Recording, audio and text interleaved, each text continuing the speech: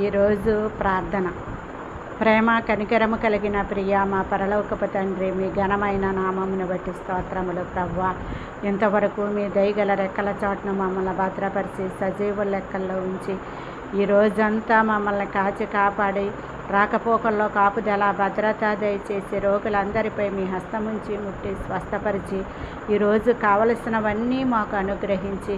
నశించిపోతున్న మమ్మల్ని రక్షించి రక్షింపబడిన వారి చుట్టూ మీ కాపుదల కంచె వేసి గృహాలు లేని వారికి గృహాలను దయచేయండి, అన్నవస్త్రాలు లేని వారికి అన్నవస్త్రాలను దయచేయండి, సంతానం లేని వారికి సంతానం దయచేయండి,